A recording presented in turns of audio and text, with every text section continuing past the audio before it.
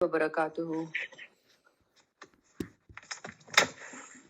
नहमदुहु व नसल्ली अला रसूलिहिल करीम, अम्मा बाद, अऊज़ु बिल्लाहि मिनश शैतानिर रजीम, बिस्मिल्लाहिर रहमानिर रहीम, रब्बि इश्रह ली सदरी व यस्सिर ली अमरी वहलुल उक़दतम मिन लिसानी यफ़क़हू क़ौली। اللهم ذكري تفكرا وتدبرا بما يتلو لساني من كتابك والفهم له والمعرفة بما عليه والنظر في عجائبه والعمل بذلك ما بقيت إنك على كل شيء قدير اللهم فقهنا في الدين. جی آیت نمبر 65 سورۃ المائدہ، اس سے آنورڈ آج ہم نے سٹارٹ کرنا ہے۔ کل جو ہے ہم نے آیت نمبر 61 سے 64 تک کیا تھا، اور اس میں جو ہے اللہ تعالیٰ نے یہ یہود جو ہے ان کی پول کھولی اور ان کی سرشت کے بارے میں بتایا کہ یہ جب بھی آپ کے پاس آتے ہیں تو ایمان کا ایک ڈھونگ رچاتے ہیں، ایمان کا ایک جھوٹا دعویٰ کرتے ہیں، اور اسی لیے یہ جو کفر لیے دل میں جو کفر لیے آپ کی محفل میں آتے ہیں، اسی طرح سے یہ آپ کی محفل سے چلے بھی جاتے ہیں۔ ٹھیک ہے، آتے تو آپ کے پاس آ کے یہی کہتے ہیں کہ ہم ایمان لائے۔ یہ جو یہود میں سے بھی جو کچھ لوگ تھے جن کو ان کے علماء بھیجتے تھے کہ تم جا کے لوگوں کو کنفیوز کرنے کے لیے اس طرح کے معاملات کرو کہ ایمان لیا اور اس کے بعد کہو کہ نہیں یہ دین تو ہمیں ٹھیک نہیں لگتا، تو یہ ان کے بارے میں یہاں پہ بتایا گیا کہ ایسے لوگ جو ہیں یہ ہدایت نہیں پاتے، کفر کے ساتھ آتے ہیں اور نبی کی محفل سے اٹھ کے بھی جب جاتے ہیں تو وہ کفر کے ساتھ ہی جاتے ہیں۔ تو اللہ تعالیٰ ایسے لوگ جو کچھ دل میں چھپائے ہوئے ہوتے ہیں اللہ تعالیٰ ان سے واقف ہے۔ اور پھر نبی صلی اللہ علیہ وسلم کو خطاب کر کے اللہ تعالیٰ نے بتایا کہ تم دیکھو گے کہ یہ لوگ گناہ میں اور زیادتی کے کاموں میں بہت دوڑ دھوپ کرنے والے، بہت آگے آگے جانے والے ہیں، اور حرام مال کھانا جو ہے اس میں بھی یہ بہت شوق سے یہ سرگرمیاں دکھاتے ہیں اور آگے جاتے ہیں۔ یہ حرام مال کھانے والی جو بات ہے یہ پہلے بھی آپ نے ان کے بارے میں اسی طرح کے الفاظ ملتے جلتے تھے جو آپ نے پڑھا تھا، سماعون للکذب اکلون للسحت، اس طرح کے الفاظ تھے کہ یہ جھوٹ کو بہت زیادہ سننے والے ہیں اور حرام کو بہت شوق سے کھاتے ہیں۔ تو یہ دیکھیں یہاں پہ بھی پھر وہی بات ان کے بارے میں، یہود کے بارے میں بتائے گی کہ حرام مال کھانا جو ہے وہ اس میں بہت دوڑ دھوپ کرتے ہیں گناہ اور زیادتی کے ساتھ ساتھ۔ اس چیز کو اسپیسیفکلی نام لے کے باقاعدہ مینشن کیا گیا۔ تو یہ جو حرام مال کھانا ہے نا، یہ جو جرم ہے اس کے بہت برے اثرات نہ صرف اپنے تک بلکہ معاشرے تک، دیگر لوگوں تک بھی جاتے ہیں، تو اس کی طرف دھیان بہت دینا چاہیے۔ اور جیسا میں کل بھی آپ کو کہہ رہی تھی کہ آج جو امت مسلمہ کا بھی حال ہو چکا ہے کہ دوسروں پہ ظلم، اپنی جانوں پہ بھی ظلم، اور اس کے ساتھ ساتھ اپنی کمائی کی طرف دھیان نہیں دیا جاتا کہ ہمارا جو ذریعہ ہے معاش وہ حلال ہے یا نہیں ہے۔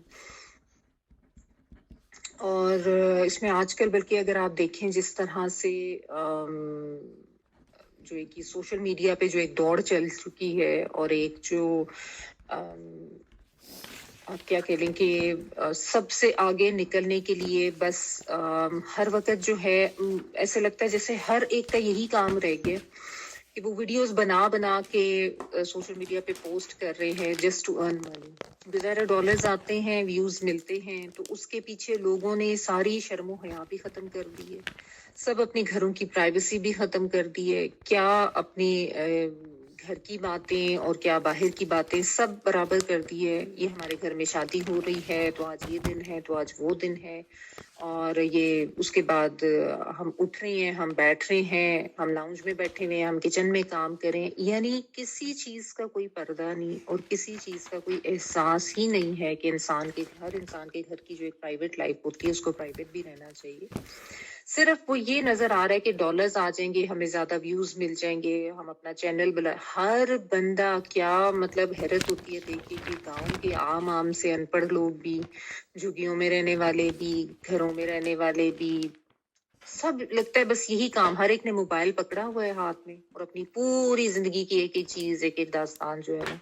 وہ لا کے لوگوں کے سامنے رکھ رہے ہیں۔ ہم یہ کپڑے خریدنے گئے، ہم نے یہ پہنا، یہ کیا۔ تو یہ سب کیا ہے اگر آپ اس کو دیکھیں، یہ سارا ایک وہ جو تجالی فتنہ، ایک جو جال پھیلایا گیا ہے نا لوگوں کو یہ ٹریپ کرنے کی طریقے ہیں کہ ان کو اتنا زیادہ مگن کر دو مال کمانے میں کہ اول تو وہ یہی نہ دیکھیں کہ یہ ذریعہ معاش جو ہے وہ حلال بھی ہے یا نہیں.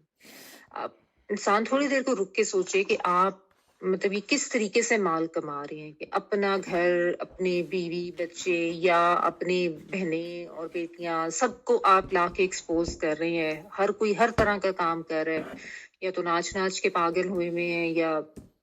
ویسے دیگر ہر حرکتیں. یہ کیا بیڈ روم ہے تو کیا لاؤنج ہے، سب برابر کیا ہوا، سب لا کے لوگوں کو دکھا رہے ہیں.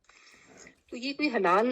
ذریعہ معاش ہے؟ اس کی طرف بھی تھوڑا سوچنا چاہیے، تھوڑا دیکھنا چاہیے کہ یہ نہیں کہ سب کر رہے ہیں تو بس ہم نے بھی کرنا ہے. وہ ہے یہی بیسیکلی کہ دیکھیں وہ سب کر رہے ہیں، اس نے بھی چینل بنایا، اس کو اتنے ڈالرز آنے لگے، فلاں نے بھی بنایا. اگر تو آپ کوئی پروڈکٹیو کام کر رہے ہیں، کوئی سکھا رہے ہیں، کچھ کوئی علم بانٹ رہے ہیں تو پھر تو چلیں ٹھیک. لیکن بلا وجہ بس صرف پیسے کمانے ہیں، یہ دیکھنا ہی نہیں ہے کہ کس طرح سے کمائے جا رہے ہیں، یہ چیز جو ہے نا بہت خطرناک ہے. اور ہمارے دین کی تو بیسک ٹیچنگ ہے حلال مال کھانا، حلال اور طیب جو ہے. تو اس کے اوپر ذرا سنجیدگی سے غور کرنے کی ضرورت ہے اور تھوڑا سوچنے کی ضرورت ہے کہ ہمارا جو مال ہے، ہماری انکم ہے، وہ کس حد تک جائز ہے اور کس حد تک نہیں. اور جو بھی ایون یہ بات صرف مردوں کے لیے نہیں ہے، کیونکہ آج کل تو ہر گھر میں عورتیں بھی جو ہیں وہ کسی نہ کسی طرح سے ارننگ کری ہیں، وہ بھی اس چیز کے اوپر دھیان رکھیں. مال کی جو کمایا جا رہے ہیں، جو کمائی جو ہے وہ کس حد تک جائز ہے، کس حد تک نہیں. تو یہ اللہ تعالیٰ نے ان کے بارے میں بتایا عوام الناس کا. اور پھر اس کے بعد جو اگلی آئی تھی اس میں بالخصوص جو ان کے ربانی اور علماء مشائخ جو ان کے تھے ان کو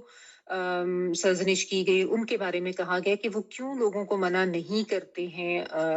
گناہ کی باتوں سے یا غلط باتوں سے اور حرام کھانے سے، اور کتنی برا کام ہے جو وہ کرتے ہیں. پھر یہود کا جو ایک ان کی جو گستاخی اللہ تعالیٰ کے بارے میں وہ کرتے تھے کہ اللہ کے ہاتھ بندھے ہوئے ہیں. اللہ تعالیٰ نے بتایا کہ جو اس طرح کی بات کرتے ہیں اصل میں تو یہ خود ان کے اوپر جو یہ خود لعنت زدہ ہے، اور ان کے اوپر جو لعنت کی گئی ہے وہ ان کے اسی قول کی وجہ سے ہے کہ یہ اللہ تعالیٰ کے بارے میں اس طرح کی باتیں کرتے ہیں. ورنہ اللہ تعالیٰ کے ہاتھ تو بہت پھیلے ہوئے ہیں، وہ جس کے لیے چاہتا ہے، جس مرضی سے، اپنی مرضی سے جیسے چاہتا ہے وہ خرچ کرتا ہے. اور پھر یہ بھی اللہ تعالیٰ نے فرما دیا کہ جو کچھ آپ صلی اللہ علیہ وسلم کی طرف سے نازل کیا گیا آپ کی رب کی طرف سے، اس کی وجہ سے یہ لوگ اپنی سرکشی اور کفر میں ہی اور آگے جائیں گے. یعنی قرآن ہے تو ہدایت، لیکن ایسے لوگوں کے لیے نہیں جن کے دلوں میں اس طرح کی بیماریاں ہیں. ایسے لوگوں جو ہیں وہ قرآن سن کے بھی جو ہے اس سے کوئی ہدایت نہیں پاتے اور وہ مزید سرکشی کی طرف جاتے ہیں.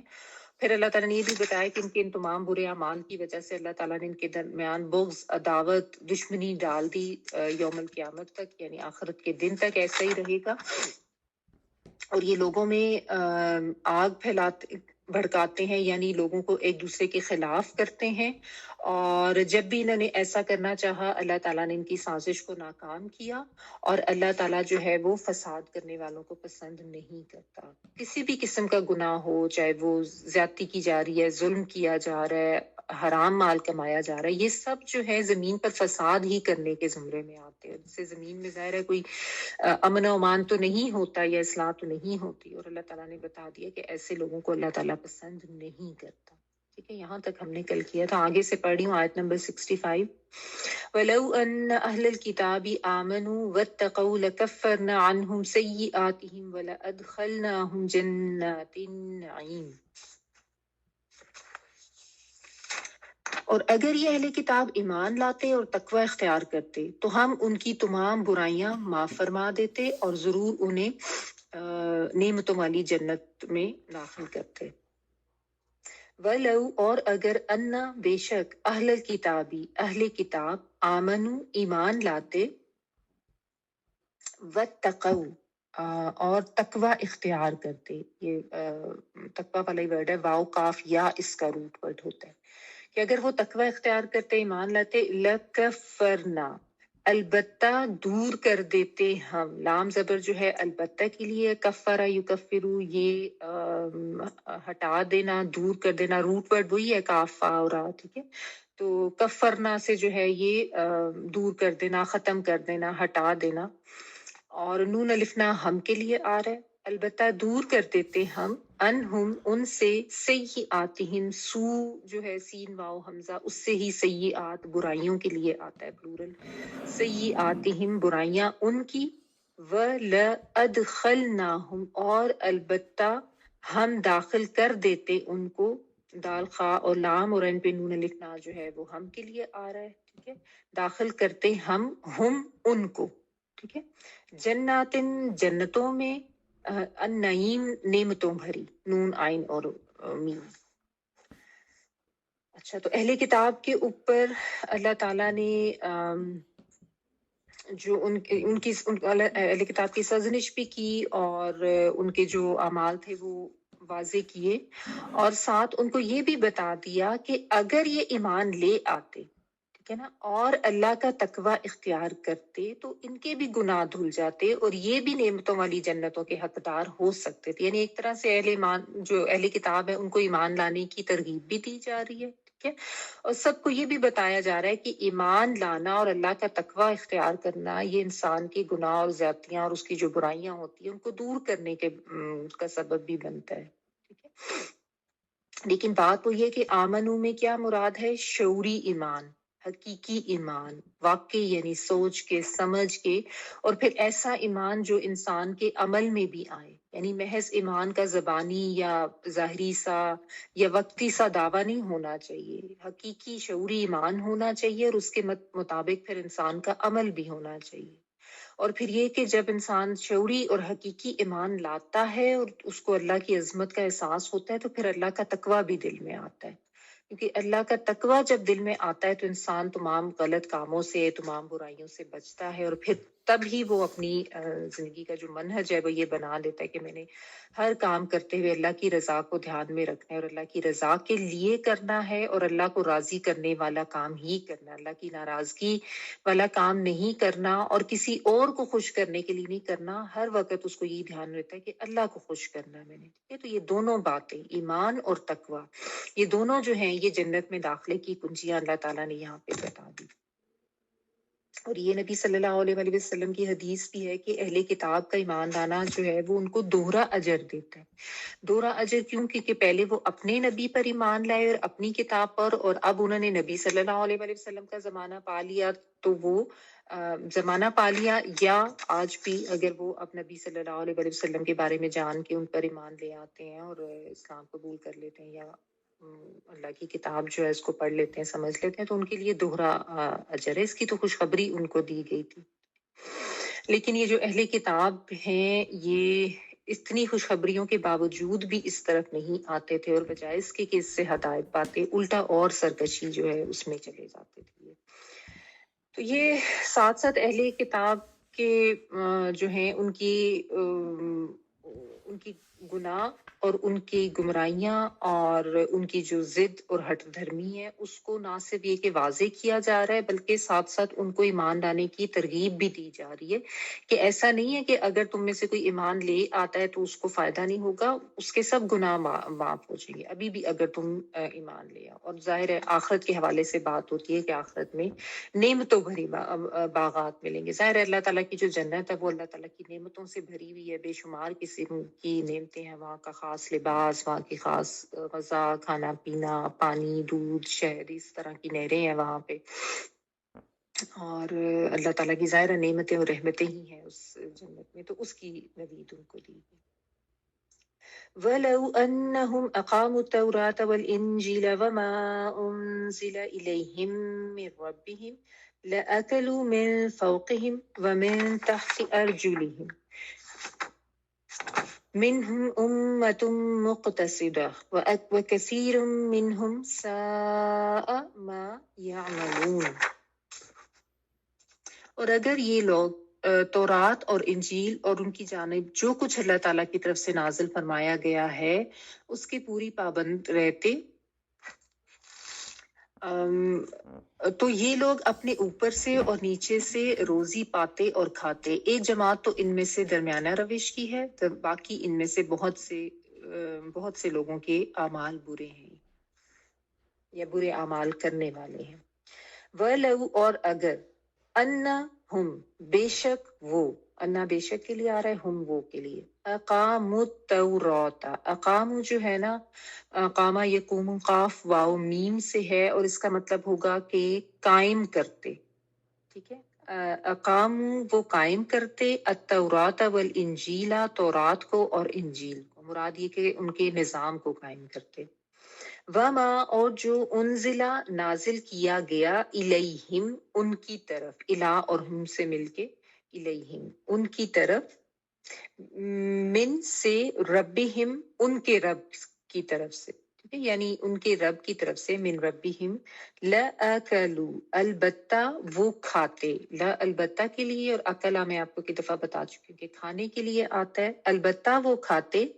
من فوقہم، فوقہ کہتے ہیں اوپر کو، ٹھیک ہے، فا و قاف، اور وہ من تحتی، تحتی کہتے ہیں نیچے،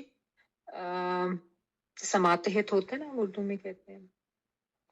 ارجلہم، ارجلہم جو ہے یہ رجل سے ہے، رجل کہتے ہیں پاؤں کو،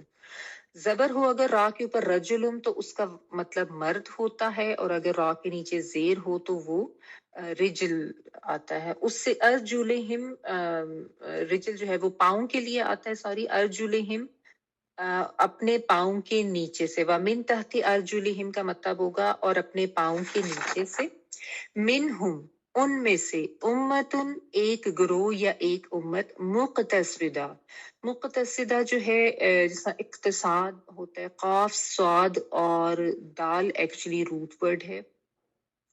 بیچ میں جو ہے تا جو ہے وہ باب کی وجہ سے آ گئی ہے، باب افتعال میں جانے کی وجہ سے، ٹھیک ہے، اقتصاد یعنی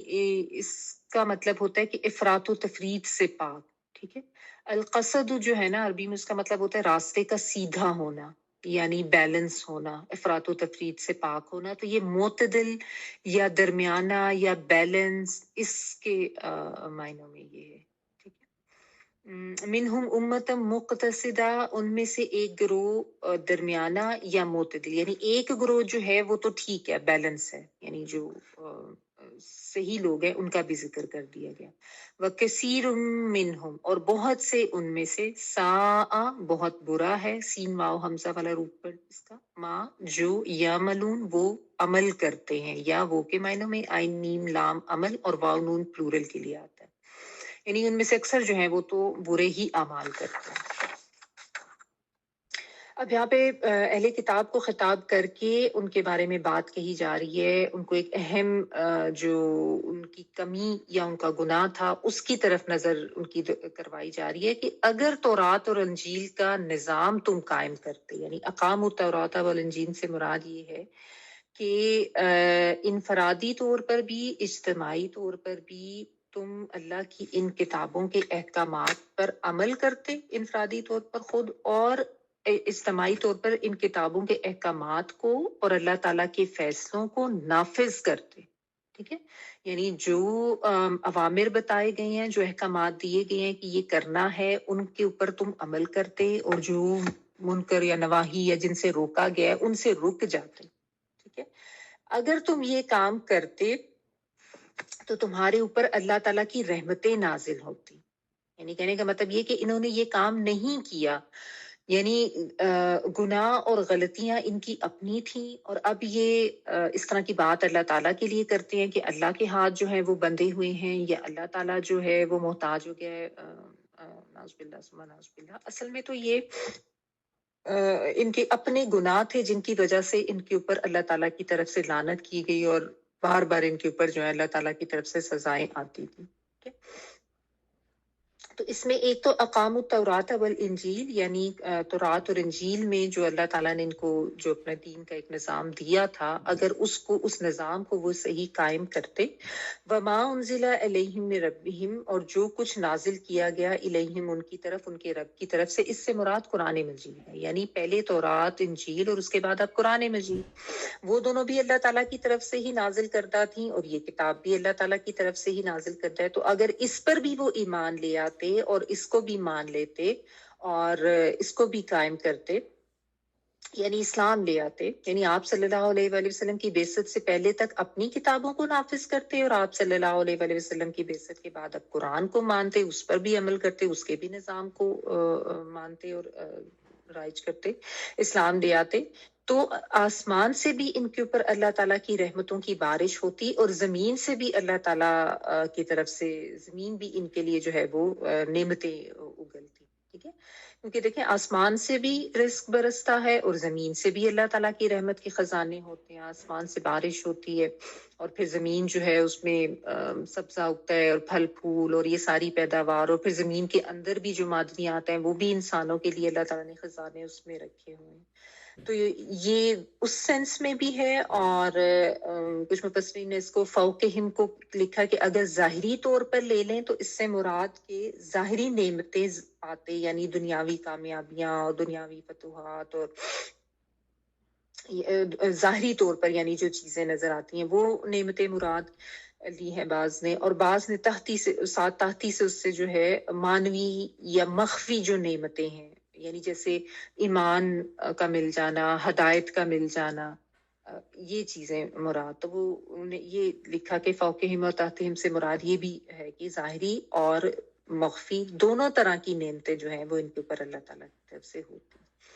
یعنی اس سے یہ اصول پتہ چلا کہ اللہ تعالیٰ کی کتاب کی پیروی اور اللہ تعالیٰ کے بتائے ہوئے دین کے نظام کو قائم کرنے سے دنیا میں اللہ تعالیٰ کی طرف سے رحمتیں نازل ہوتی ہیں، آسمان اور زمین دونوں سے نعمتوں کا نزول ہوتا ہے۔ یعنی کہنے کا مطلب یہ کہ نعمتوں کی کثرت ہوتی ہے، اللہ تعالیٰ کی اتنی رحمت ہوتی ہے،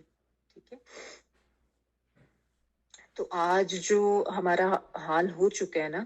یہ اسی وجہ سے ہے کہ اللہ تعالیٰ نے جو اپنی کتاب ہمارے ہاتھ میں دی تھی، ہم نے اس کتاب کی نہ قدر کی،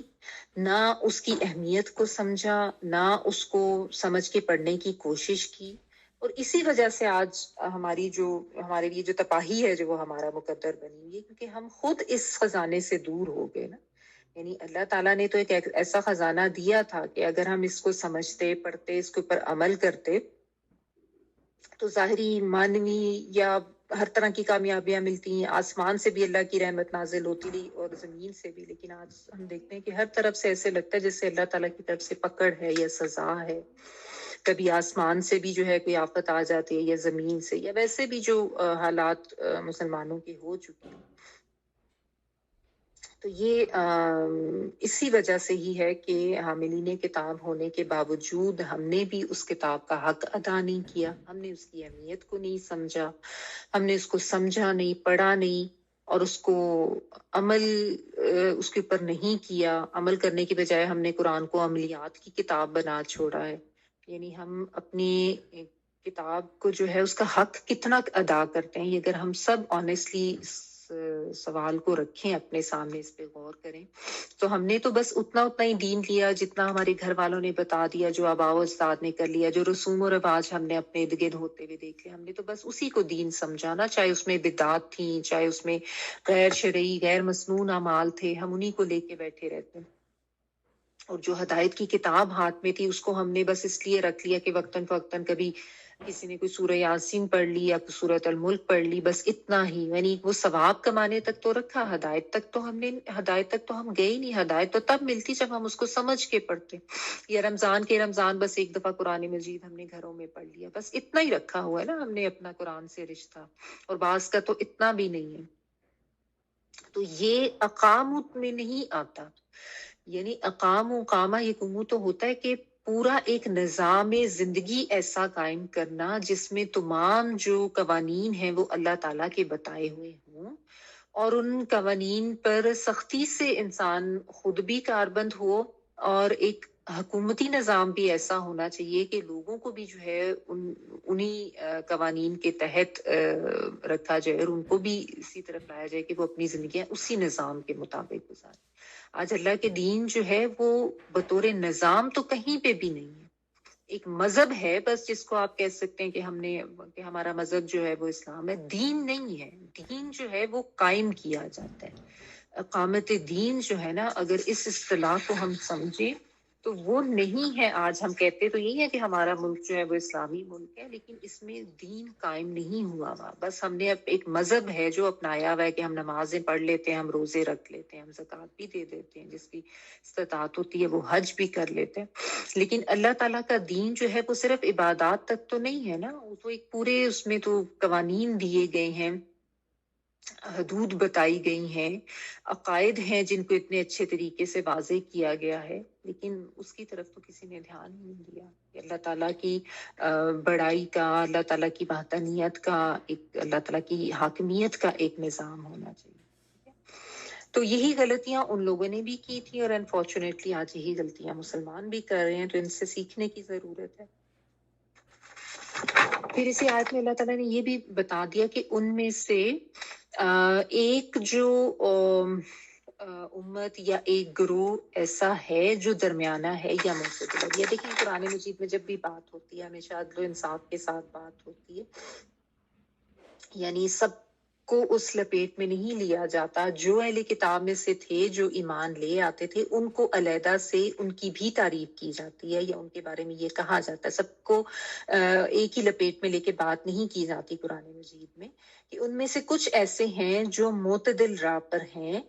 یعنی جو متوازن ہیں، یعنی جن کے اندر بغض کی اور دشمنی کی اتنی انتہا نہیں ہے. یعنی یہ انتہا پسندی تھی نا ان کی، کہ یہ اپنی دشمنی میں اتنے آگے نکل گئے تھے کہ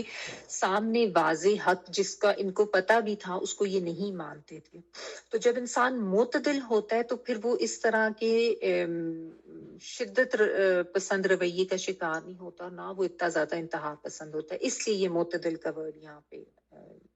اللہ تعالیٰ نے کیا کہ کچھ لوگ ایسے بھی ہیں جو کہ ایمان لے بھی آئے ہیں، یا وہ اس قسم کی ہٹ دھرمی اور ضد کا شکار نہیں ہے، لیکن اکثر جو ان میں سے ہیں ان کے اعمال برے ہی ہیں. وَكَثِيرًا مِّنْهُمْ سَاءَ مَا يَعْمَلُونَ، یعنی ان کا جو بھی معاملہ ہے وہ چاہے انفرادی لیول پر آپ دیکھ لیں یا اجتماعی لیول پر آپ دیکھ لیں، وہ برائی کا ہی معاملہ ہے. یعنی وہ برائیاں ہی کما رہے ہیں، وہ فساد ہی پھیلا رہے ہیں. نبی صلی اللہ علیہ وآلہ وسلم سے انہوں نے دشمنی بھی رکھی ہے، اس کتاب سے بھی دشمنی رکھی ہے، اور حالانکہ یہ کتاب اور یہ نبی بھی اسی طرح اللہ تعالیٰ ہی کی طرف سے بھیجا گیا جس طرح باقی کتابیں آئیں، لیکن ان کے جو اعمال ہیں وہ اس طرح کے کہ یہ گناہ ہی کما رہے ہیں. ٹھیک، تو یہ اللہ تعالیٰ نے یہاں پہ ان کی حقیقت واضح کی. یہاں پہ یہ رکوع کمپلیٹ ہو گیا. اس کے بعد دیکھیں آگے نبی صلی اللہ علیہ وآلہ وسلم جو ہیں ان کو خطاب کر کے ان کو ان کی ذمہ داری کی ادائیگی کی نصیحت کی جا رہی ہے. یا ایھا الرسول بلغ ما انزل الیک من ربک وان لم تفعل فما بلغت رسالته واللہ یعصمک من الناس ان اللہ لا یہدی القوم الکافرین. اے رسول جو کچھ بھی آپ کی طرف آپ کے رب کی جانب سے نازل کیا گیا ہے اسے پہنچا دیجیے. اگر آپ نے ایسا نہ کیا تو آپ نے اللہ کی رسالت کا حق ادا نہیں کیا، اور آپ کو اللہ تعالیٰ لوگوں سے بچا لے گا. بے شک اللہ تعالیٰ کافر لوگوں کو ہدایت نہیں دیتا.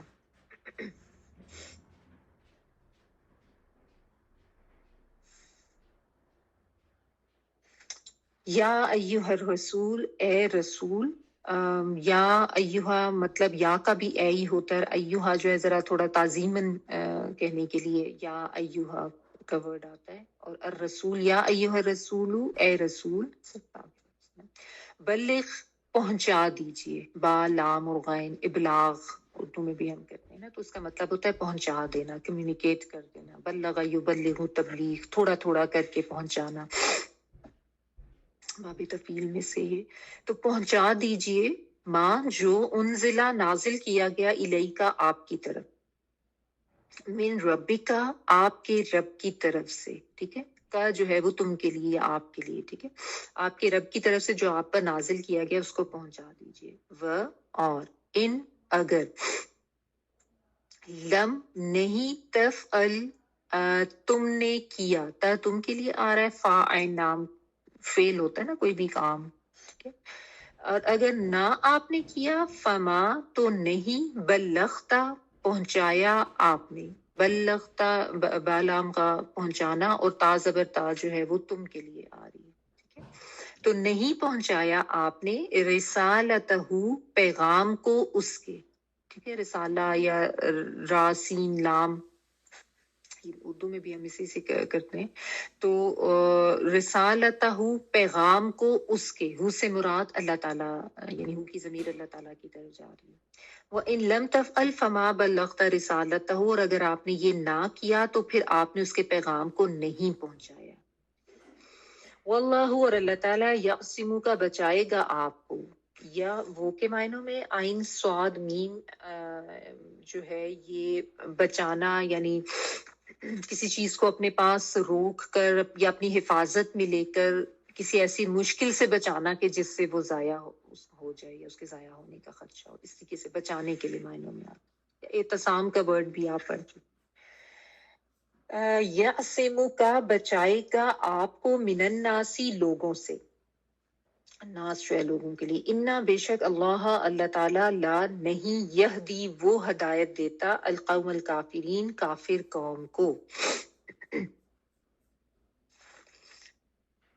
اچھا، تو نبی صلی اللہ علیہ وآلہ وسلم سے خطاب ہے، اور آپ صلی اللہ علیہ وآلہ وسلم پہ یہ بات بہت کلیئرلی بڑے واضح انداز میں آپ کو یہ بتایا جا رہا ہے کہ اللہ تعالیٰ نے آپ کو اب بطور رسول چن لیا ہے، رسالت کی ذمہ داری آپ صلی اللہ علیہ وآلہ وسلم پر ڈال دی گئی ہے. تو اب آپ پہ یہ لازم ہے کہ آپ نے اس فریضے کو بخوبی سر انجام دینا ہے، کہ اللہ تعالیٰ کا کام لوگوں کو ہدایت دینا، لوگوں کی ہدایت کے لیے انبیاء رسول کو بھیجنا اور کتابوں کو بھیجنا. تو اللہ تعالیٰ نے اب آپ کو اس کام کے لیے مبعوث کیا، ٹھیک ہے؟ اور اب آپ کے اوپر یہ ذمہ داری ہے کہ آپ نے اس کو ایز اٹ از آگے پہنچانا ہے، چاہے کسی کو پسند آئے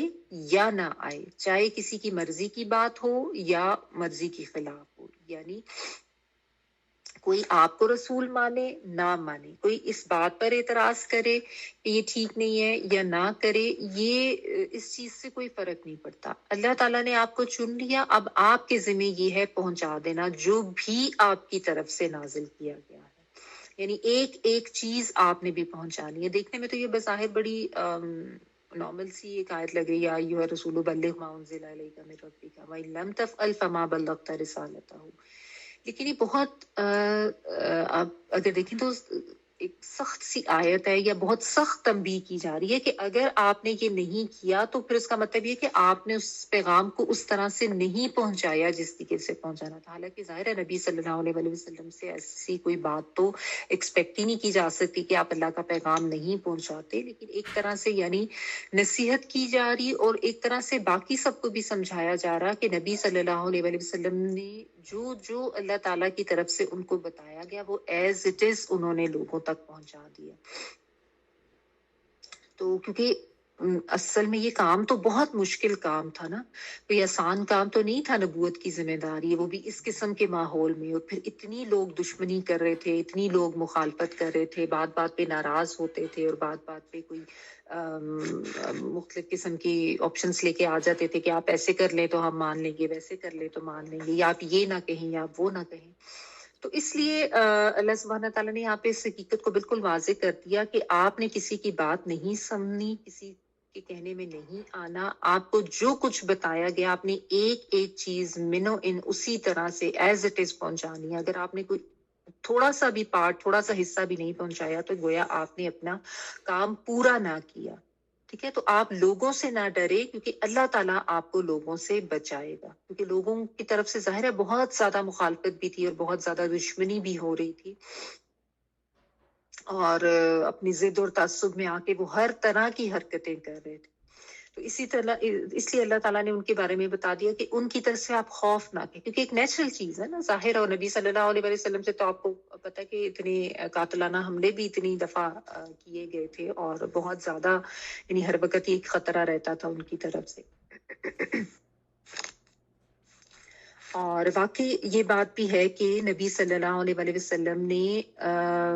ایک ایک چیز، چھوٹی سے چھوٹی بات بھی جو اللہ تعالیٰ کی طرف سے آپ کو بتائی گئی ہے اور آپ کو کہا گیا کہ آگے پہنچائیں، وہ آپ نے بہت زیادہ ایمانداری سے اور بہت زیادہ ذمہ داری سے آگے پہنچائی.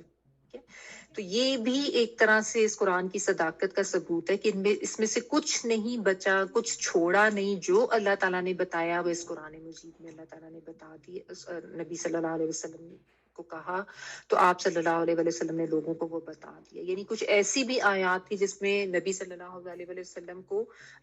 تھوڑا سا یعنی کچھ سرزنش کے انداز میں سمجھایا گیا، جیسا ابس وتولی والی جو آیت ہے نا، کہ ایک وہ صحابی تھے حضرت عبداللہ بن ام مکتوم، نابینا صحابی تھے، وہ نبی صلی اللہ علیہ وسلم کے پاس آ کے کچھ پوچھنے لگے. تو اس وقت کچھ یہ سردار وغیرہ قریش کے سامنے بیٹھے تھے اور آپ صلی اللہ علیہ وسلم ان کو دعوت دے رہے تھے اسلام کی، بہت زیادہ آپ کی کوشش تھی کہ وہ آ جائیں.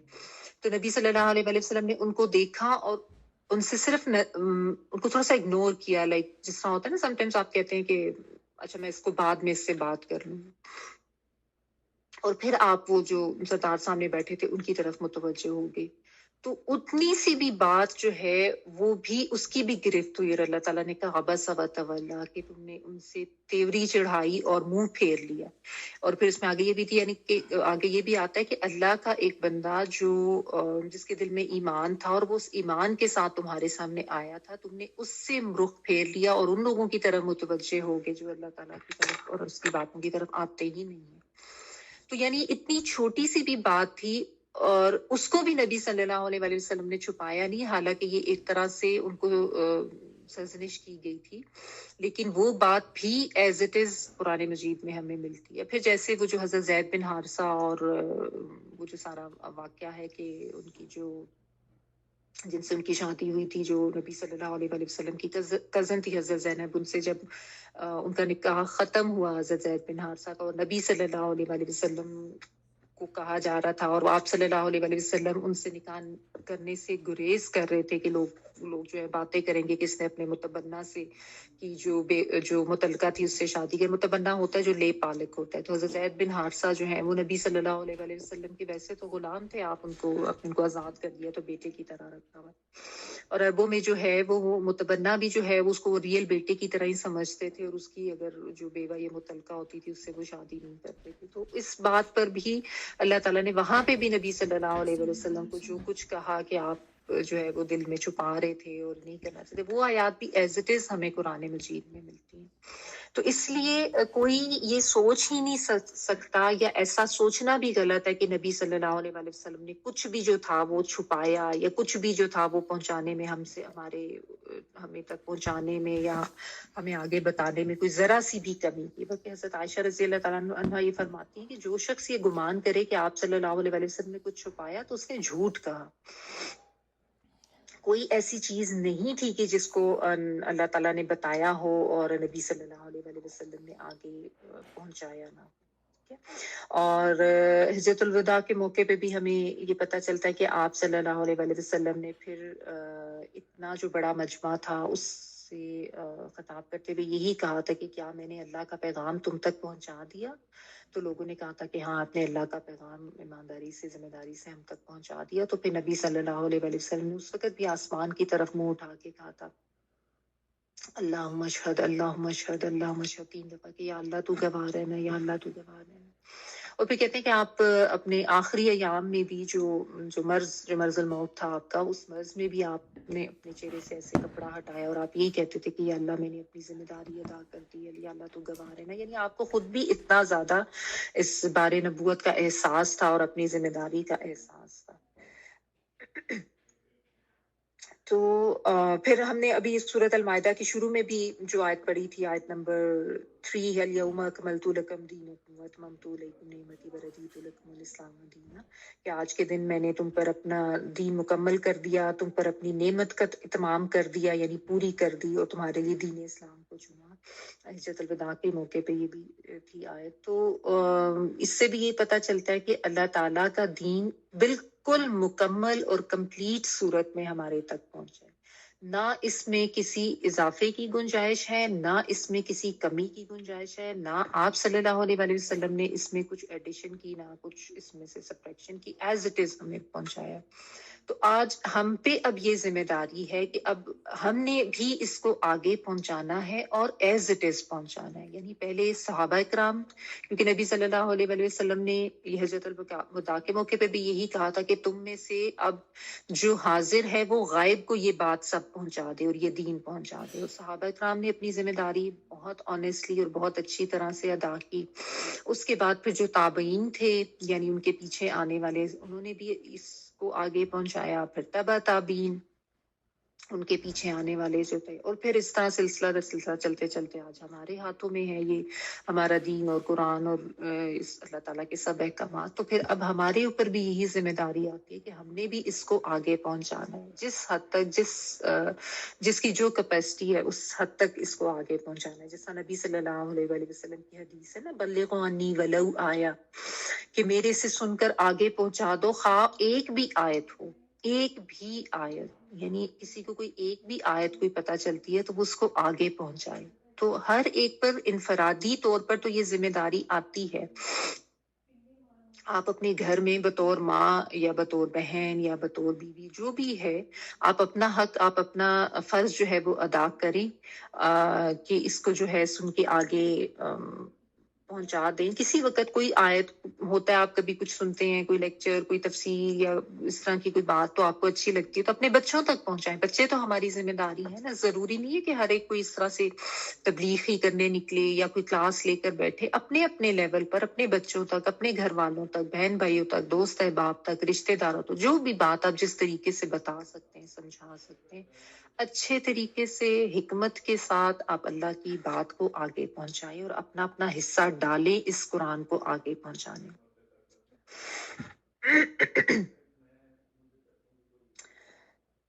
تو یہ نبی صلی اللہ علیہ وآلہ وسلم کو جو اللہ تعالیٰ کی طرف سے بہت ایک سختی سے یہ بات کہی گئی کہ اگر آپ نے نہیں کیا تو آپ نے اللہ کے پیغام کو نہیں پہنچایا. پھر ساتھ اللہ تعالیٰ نے یہ بھی بتا دیا کہ اللہ تعالیٰ آپ کو لوگوں سے بچانے والا ہے. ٹھیک ہے نا؟ یعنی آپ لوگوں کی طرف سے خطرہ یا خوف یا اس پریشانی میں نہ رہے، کیونکہ اللہ تعالیٰ آپ کی حفاظت فرمائیں گے. اور رسول جو ہوتے تھے ان کی حفاظت کا ذمہ اللہ تعالیٰ کے ذمہ ہوتا تھا. انبیاء کو تو لوگوں نے قتل کیا لیکن رسولوں کو قتل نہیں کیا جا سکتا. ان کی حفاظت کا خاص معاملہ ہوتا تھا، جو کہ جن کے اوپر اللہ تعالیٰ کی طرف سے کتابیں یا صحائف وغیرہ جو ہیں وہ ہوتے تھے. تو نبی صلی اللہ علیہ وآلہ وسلم کو بھی یہ کہہ دیا گیا کہ اللہ تعالیٰ آپ کو بچانے والا ہے. کیونکہ ظاہر ہے آپ کو پتہ ہے کہ دشمنی جس طرح بہت زیادہ تھی، اور نبی صلی اللہ علیہ وسلم کے بعد بارے میں یہ بھی آتا ہے، ایک تو ہجرت سے پہلے تو خیر بہت ہی زیادہ حالات خراب تھے، اور ایون ہجرت کے بعد بھی بہت عرصے تک جو ہے وہ خطرہ رہتا تھا، اور رات کے وقت بھی، دن کے وقت بھی، کہ کوئی اٹیک کر لے گا. اور آپ صلی اللہ علیہ وآلہ وسلم کے اوپر بہت سے قاتلانہ حملے ہوئے، قریش مکہ کی طرف سے بھی، یہود کی طرف سے بھی، جو بدو قبائل تھے ان کی طرف سے بھی، منافقین کی طرف سے بھی. تو لیکن اللہ تعالیٰ نے وہ سارے جو حملے تھے وہ ناکام کیے. ٹھیک ہے؟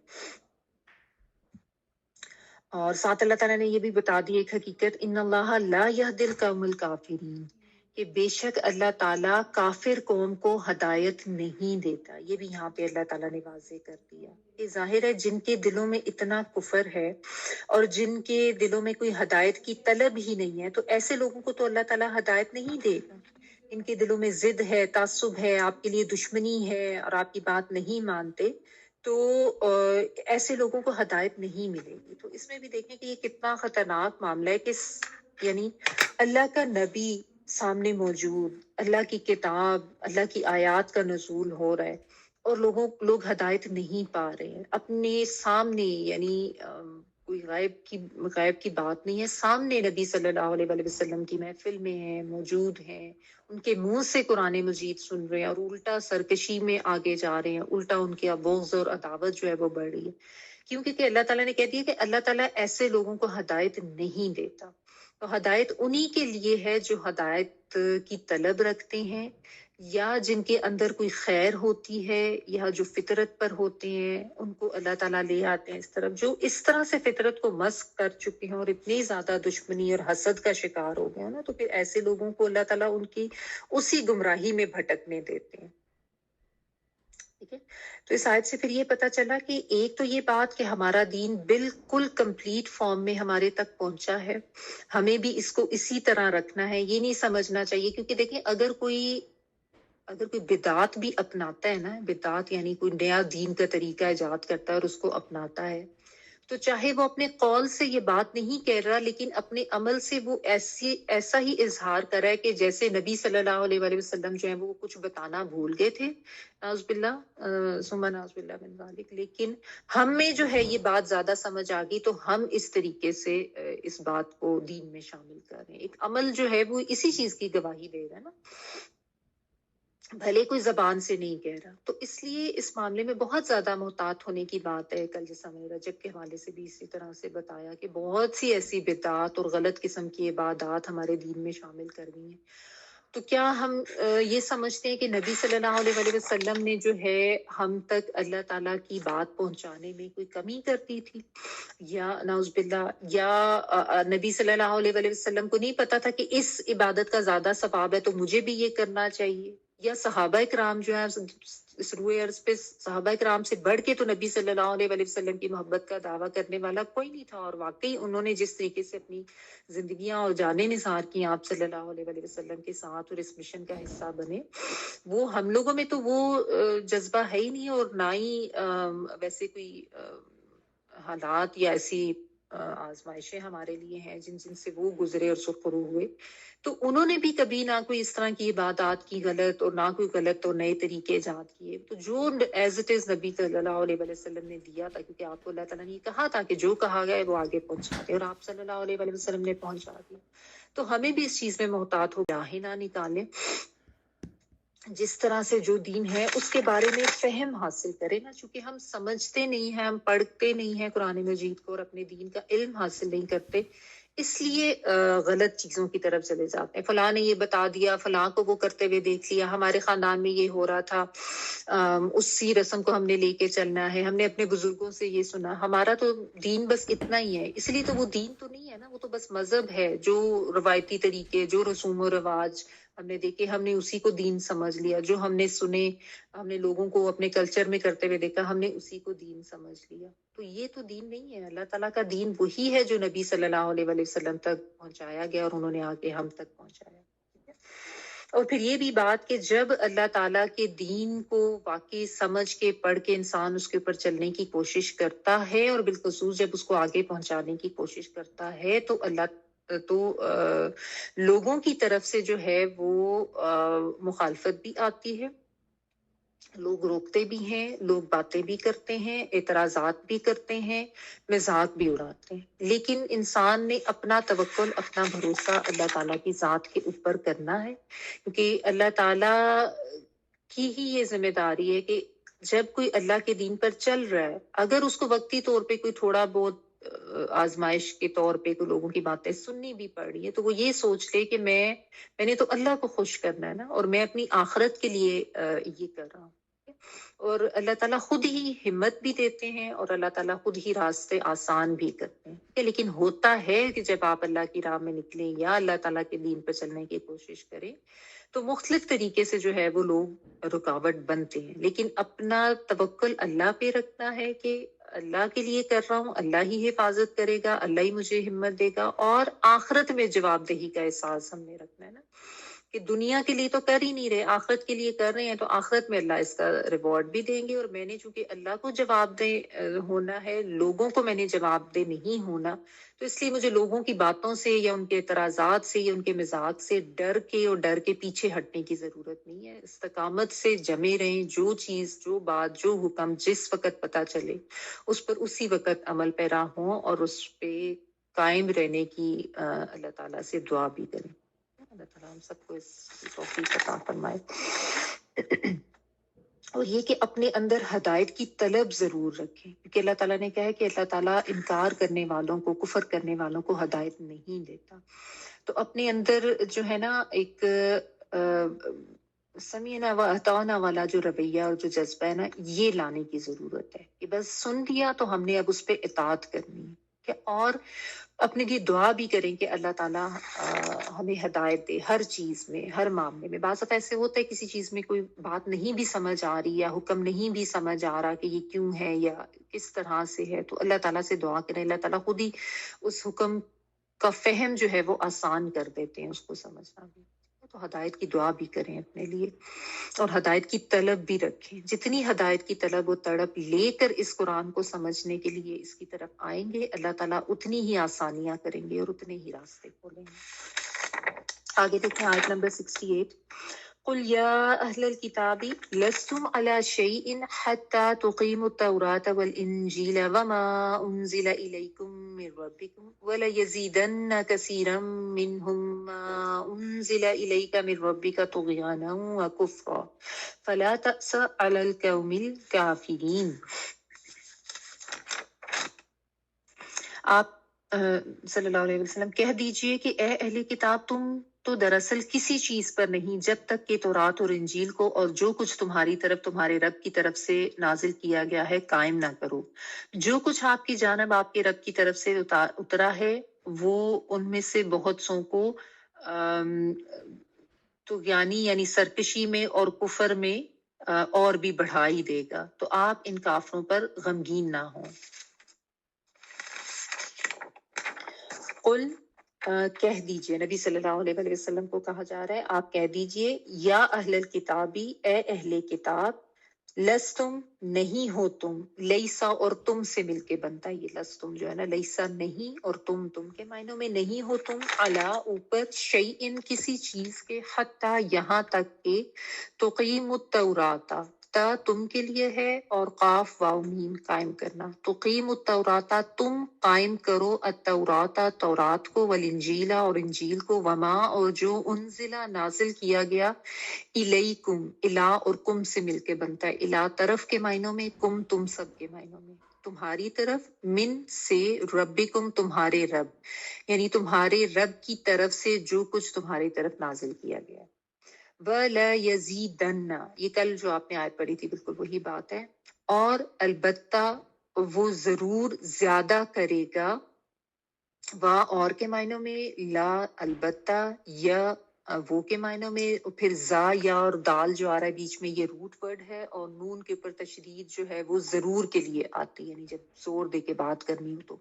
یہ نون مشدد آتا ہے. وَلَا يَزِيدَنَّ اور البتہ وہ ضرور زیادہ کر دے گا، کثیرا منہم بہت سے لوگوں کو ان میں سے، کا سارا کثرت سے، تو بہت سے لوگوں یا لوگوں کی کثیر تعداد کو، منہم ان میں سے، ما جو انزلہ نازل کیا گیا، الیکا کا تم کے لیے آتا ہے، یعنی آپ کو کہا جا رہا ہے نبی صلی اللہ علیہ وسلم کو کہ آپ صلی اللہ علیہ وسلم کی طرف جو نازل کیا گیا، من ربی کا تمہارے رب کی طرف سے، طغیانن طغیانی میں، طغیان اور واو یا طغیان اور یا سرکشی، وکفرن اور کفر میں. فلا تو نہ تأسا تم افسوس کرو، یعنی تم غم نہ کرو، ٹھیک ہے. علا اوپر، القوم الکافرین کافر قوم کے. اچھا یہاں پہ جو ہے پھر اہل کتاب کو ہی مخاطب کیا جا رہا ہے، ان کو ایک طرح سے تنبیہ کی جا رہی ہے، مطلب ڈائریکٹ بات تو نبی صلی اللہ علیہ وسلم کو کہہ کے ان کو مخاطب کر کے ان کو کہا یہ جا رہا ہے کہ آپ اہل کتاب کو یہ بتا دیں، اچھی طرح سے ان کو یہ واضح کر دیں کہ تم تو کسی چیز کے اوپر ہو ہی نہیں. یہ جو ہے نا لستم علی شیء، اس کا مطلب یہ ہے کہ تمہاری کوئی سٹینڈنگ ہی نہیں ہے، تمہاری کوئی بیس ہی نہیں ہے، کوئی ایسا پوائنٹ ہے ہی نہیں جس کی بنا پر تم بات کر سکو یا تم سٹینڈ لے سکو. کب تک؟ حتی تقیم التوراۃ والانجیل وما انزل الیکم، یعنی اس وقت تک تمہاری، اس طرح کہہ لیں کہ تمہاری کوئی اوقات ہی نہیں ہے جب تک کہ تم تورات کو، انجیل کو اور یہ جو اب یعنی قرآن مجید تمہاری طرف نازل کیا گیا، ان سب کو مان نہ لو اور ان سب کے اوپر انفرادی اور اجتماعی طور پر عمل نہ کر لو، یعنی ایک نظام اللہ کے دین کا قائم نہ کر لو، تب تک تمہاری نہ کسی بات کی کوئی اہمیت ہے، نہ تمہاری کسی دلیل کی کوئی اہمیت ہے. یعنی تم کسی بیس پر اور کسی سٹینڈنگ پہ ہو ہی نہیں جب تک کہ تم یہ کام نہ کرو. اور قائم کرنے کا جیسے میں نے بھی آپ کو مطلب بتایا کہ ایک اللہ کی دین جو ہے اس کا نظام اجتماعی طور پر بھی قائم کرنا، اور قائم کرنا کا مطلب یہ بھی ہے کہ انفرادی طور پر بھی اللہ تعالیٰ کے احکامات کو ماننا، اللہ تعالیٰ کے فیصلوں کو ماننا. یعنی جب تک تم یہ نہیں کر لو گے، اوامر و نواہی کا دھیان رکھنا، اوامر پر عمل کرنا، جو نواہی و منکرات ہے ان سے بچنا، یہ سارا کام جب تک تم پریکٹیکلی نہیں کر سکتے نا، تو تب تک تمہاری کوئی اہمیت نہیں ہے. اور اس میں صرف تورات اور انجیل تک بات نہیں کی گئی، تورات، انجیل اور پھر جو کچھ تمہاری رب کی طرف سے تمہاری طرف نازل کیا گیا، یعنی قرآن مجید سے پہلے بھی اور اب جب کہ قرآن مجید آ گیا ہے تو وہ بھی اس میں انکلوڈ کر کے، یعنی صرف پچھلی کتابوں پر عمل اب کافی نہیں ہے، اب ساتھ تمہیں قرآن مجید کو بھی ماننا ہے اور اس پر بھی عمل کرنا ہے. اور ان کی کتابوں میں چونکہ نشانیاں بھی تھیں بہت زیادہ نبی صلی اللہ علیہ وسلم کی، اور یہ اس کو بھی چھپاتے تھے اور اس کو بھی نہیں مانتے تھے، تو سب چیزیں. اور تورات اور انجیل سے مراد تورات اور انجیل کا وہی حصہ ہے جو کہ صحیح اور بچہ تھا، ورنہ جس میں تحریف کر دی گئی تھی، یا جس میں انہوں نے اللہ تعالیٰ کی طرف سے جو باتیں بتائی گئی تھی اس میں اپنی باتیں شامل کر کے اور غلط باتیں شامل کری تھی، وہ اس میں شامل نہیں ہے. ظاہر ہے جو اگر تورات انجیل کی جو باتیں قرآن مجید کے عین مطابق ہیں، اس سے یہی پتہ چلتا ہے کہ وہ اللہ کا ہی کلام ہے، ورنہ جو لوگوں نے اپنی باتیں ڈالی ان کو تو پڑھ کے فوراً ہی سمجھ آ جاتی ہے کہ یہ اللہ تعالیٰ کی بات نہیں ہو سکتی. تو جو احکامات یعنی اللہ تعالیٰ کی طرف سے نازل کیے گئے اور اپنی اصلی شکل میں ہے وہ بھی، اور قرآن مجید بھی، ان سب پر تمہیں انفرادی طور پر ایمان بھی لانا، عمل بھی کرنا ہے، اور اجتماعی طور پر ایک اللہ کا نظام قائم کرنا ہے. ورنہ تم اگر یہ کہتے رہو کہ ہم چونکہ یہود ہیں تو ہم اللہ تعالیٰ کے چنے ہوئے لوگوں میں سے ہیں، یا ہم نصارہ ہیں تو ہم نے جنت میں جانا ہے، ایسا کچھ نہیں ہے. اللہ تعالیٰ کی حمایت اور اللہ تعالیٰ کی رحمتیں اسی کے لیے ہیں جو اللہ کے بتائے ہوئے دین کو اور نظام کو قائم کرتا ہے اور کسی چیز کا انکار نہیں کرتا. تو یعنی آج جو بھی اسلام لاتا ہے یا ایمان لاتا ہے، اس کو ہر چیز پر ایمان لانا ہے، اس کو پچھلی کتابوں پر بھی ایمان لانا ہے، اور اس حد تک کہ وہ اللہ تعالیٰ کی نازل کردہ کتابیں تھیں. ٹھیک ہے، لیکن اب جو فائنل ورڈکٹ ہے وہ قرآن مجید ہے، اس کو ماننا ہے، اس کی ایک ایک چیز کو سمجھنا ہے اور اس کے اوپر عمل کرنا ہے. تو یہ ایک جو حقیقت تھی یہ واضح کی گئی کہ قرآن مجید تو سب کے لیے ہدایت ہے نا، تو وہ صرف یہ نہیں ہے کہ ہمارے لیے یا ان کے لیے نہیں ہے، ان کے لیے بھی ہے. اور کہنے کا مطلب یہ ہے کہ اگر وہ ایک اس تسلسل کو قائم رکھتے نا، اسی سلسلہ جو اللہ تعالیٰ نے چلایا ہوا تھا کہ انبیاء آ رہے، کتابیں آ رہی، اللہ کے احکامات آ رہے، اور اس کے بعد پھر جب وہ چلے جاتے تھے تو پھر مزید انبیاء آتے اور مزید اللہ تعالیٰ کے احکامات آتے، تو اگر یہ اپنے ہی دین پر قائم رہتے صحیح طریقے سے، اور اس میں اس طریقے کی جو تحریف انہوں نے کی تھی وہ نہ کرتے اور اللہ کا نظام قائم رکھتے، تو اسی تسلسل میں آگے نبی صلی اللہ علیہ وسلم آئے تھے اور ان کے اوپر اللہ کی یہ کتاب قرآن مجید آئی تھی. تو اگر یہ اپنی ہی چیزوں کو صحیح طریقے سے مان رہے ہوتے اور انہوں نے اللہ تعالیٰ کے وہ قوانین صحیح طریقے سے نافذ کیے ہوتے، تو اسی سلسلے کی آخری کڑی نبی صلی اللہ علیہ وسلم تھے، یہ ان کو بھی مان لیتے، کوئی مسئلہ ان کو نہیں ہوتا اور کسی قسم کی کوئی عداوت و دشمنی نہیں آتی. لیکن اصل میں یہ جو ان کے اندر اتنا حسد اور بغض جو ہے وہ اسی وجہ سے تھا کہ انہوں نے تو اپنی ہی کتابوں کا نظام قائم نہیں کیا تھا، انہوں نے خود ہی اللہ تعالیٰ کے دین سے اتنی دوری اختیار کر لی تھی اور اتنا یہ اللہ تعالیٰ کے احکامات سے ہٹ گئے تھے، اللہ کے بتائے ہوئے قوانین سے، کہ انہوں نے خام خواہ کی ایک ضد اور دشمنی آپ سے پال لی، آپ صلی اللہ علیہ وسلم سے، اور پھر اس سے بھی ہٹ گئے. تو گویا انہوں نے اپنی کتابوں کا بھی انکار کر دیا، کیونکہ ان کی کتابوں میں تو بشارت بھی تھی نبی صلی اللہ علیہ وسلم کے آنے کی، ان کو بہت اچھی طرح سے پتا تھا. تو یہ ہوتا ہے اللہ تعالیٰ کے احکامات اور اللہ تعالیٰ کی کتاب سے دوری کا نتیجہ، کہ انسان جو ہے وہ پھر اپنی خواہشات نفس کا اتنا زیادہ شکار ہو جاتا ہے کہ پھر وہ آہستہ آہستہ اپنی منمانی کرتے ہوئے اپنے لیے اپنی زندگی کے اصول خود ہی قائم کر لیتا ہے، اور پھر وہ ضد اور ہٹ دھرمی اور انا ان چیزوں میں پڑ جاتا ہے. ورنہ اللہ تعالیٰ کی جو کتابیں ہیں اور اس میں جو اللہ تعالیٰ کی طرف سے احکامات دیے گئے، اگر ان کی اصل شکل ہو اور اس پہ انسان عمل کرے جیسا کہ اب قرآن مجید ہے، تو انسان کو بہت اچھی طرح سے واضح ہو جاتا ہے کہ اس کو اپنی زندگی کن اصولوں اور کن قواعد اور قوانین کے تحت گزارنی ہے. یہ بھی اگر اللہ کے بتائے اصولوں پہ چلتے جاتے تو ان کے لیے کچھ مشکل نہ تھا نبی صلی اللہ علیہ وآلہ وسلم کو مان لینا، لیکن چونکہ تو انہوں نے اپنے دین کو کاروبار بنا لیا ہوا تھا اور اس سے خود اتنے دور چلے گئے تھے، تو اس لیے ان کے ساتھ یہ معاملہ ہوا۔ اور پھر اسی لیے آگے وہی بات دوبارہ ریپیٹ کی گئی، وَلَيَزِيدَنَّ كَثِيرًا مِّنْهُم مَّا أُنزِلَ إِلَيْكَ مِن رَّبِّكَ طُغْيَانًا وَكُفْرًا والی بات، کہ اس ہٹ دھرمی اور ضد اور انا کی وجہ سے ہی ان کے ساتھ یہ معاملہ ہو رہا ہے کہ جو کچھ آپ کی طرف سے آپ کے رب نے نازل کیا ہے، یعنی یہ قرآن مجید جو کہ ہدایت کے لیے نازل کیا گیا ہے، بجائے کہ اس سے یہ ہدایت پاتے یہ الٹا اور زیادہ سرکشی میں بڑھ گئے، یہ الٹا اور زیادہ کفر میں بڑھ گئے، کیونکہ انہوں نے تو دین کو سمجھا ہی نہیں اور دین کی اصل کو سمجھا ہی نہیں، اور ان کے اندر اتنی زیادہ بیماریاں تھیں ان کے دلوں کے اندر، تو پھر قرآن مجید جو ہے وہ ہدایت ہے، لیکن تقوی والوں کے لیے ہدایت ہے نا۔ جو لوگ ایمان نہیں لاتے ان کے لیے تو یہ پھر جنہوں نے ضد ہی کرنی ہے، جس طرح وہ ہے والذین لا یؤمنون فی اذانہم وقرا، کہ نہیں جو ایمان لاتے ان کے تو کانوں میں بوجھ ہے، پھر اللہ تعالیٰ ان کے دلوں پر تالے لگا دیتے ہیں، ان کے کانوں پر پردے ڈال دیتے ہیں نا۔ جس طرح میں کل بھی آپ کو کہہ رہی تھی کہ اگر کسی کو آلریڈی بیماری ہو، پیٹ خراب ہو کسی کا، تو اس کو تو صحت مند غذا جو ہے وہ فائدہ نہیں دے گی، یا فرض کرے کوئی شوگر کا پیشنٹ ہے، اس کو آپ مٹھائیاں کھلائیں گے تو اس کو تو نقصان ہی ہوگا نا۔ یا بنجر زمین ہے، خراب زمین ہے، اس کے اوپر بارش کا کوئی فائدہ نہیں ہوتا۔ تو یہ جن کے اندر اتنی فطرت مسخ ہو گئی ہو، جن کا اخلاق اتنا پست ہو گیا، اور جن کے اندر اتنی زیادہ ضد اور انا اور ہٹ دھرمی ہو، وہ قرآن سے بھی ہدایت نہیں پا سکتے۔ اس لیے نبی صلی اللہ علیہ وسلم کی محفل میں بیٹھ کے آپ کے زبان سے ادا ہوتی ہوئی آیات اور قرآن سن کے بھی ان کے عمل نہیں بدلتے تھے، اور ان کا کفر جو ہے وہ ختم نہیں ہوتا تھا، کیونکہ اللہ تعالیٰ کی طرف سے بھی پھر ایک مہر لگا دی جاتی ہے ایسے دلوں کے اوپر جو اتنے زیادہ سخت ہوں اور اتنی زیادہ گمراہی کا شکار ہوں، پھر ان کے لیے وہ گمراہی کا ہی راستہ آسان کر دیا جاتا ہے نا۔ تو یہ سمجھنا ضروری ہے ہمارے لیے بھی، جس طرح کل بھی بات ہوئی تھی کہ اپنی نیتوں کو ضرور چیک کریں، اپنے دل کے حالات ضرور چیک کریں، اور اپنی ضد، انا، ہٹ دھرمی، اس سب کو ایک طرف رکھ کے پھر ہم نے اس قرآن مجید کو سمجھنا ہے اور سیکھنا ہے اور پڑھنا ہے۔ یہ نہیں کہ میرے پاس تو میں نے تو یہ سمجھا ہوا تھا، تو نہیں یہ بات تو ٹھیک نہیں ہو سکتی، یا فلاں نے یہ کیوں کہہ دیا، میرا تو یہ نظریہ تھا، یا میرا تو یہ پوائنٹ آف ویو تھا۔ ہوتا ہے آپ ایک چیز کو بڑے عرصے سے دیکھ کے یا لے کے چل رہے ہوتے ہیں، جب آپ کو پتہ چلتا ہے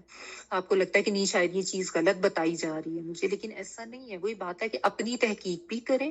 اور ایک دل میں وسعت لیے، دماغ میں وسعت لیے، کیونکہ شیطان بھی یہ ڈلواتا ہے نا کہ وہ دیکھو یہ تمہیں ایسے کہہ رہا ہے، یا تمہیں فلاں چیز بتا رہا ہے، تم اس کی بات نہ مانو، یا یہ بات ٹھیک نہیں کر رہا۔ ٹھیک ہے، تو یہی بات ہے کہ اپنے اندر سے یہ جو بیماریاں اور یہ جو کمیاں کوتاہیاں ان کو نکال کے پھر قرآن مجید کو سمجھ کے پڑھنا ہے، دل کے وسعت کے ساتھ اور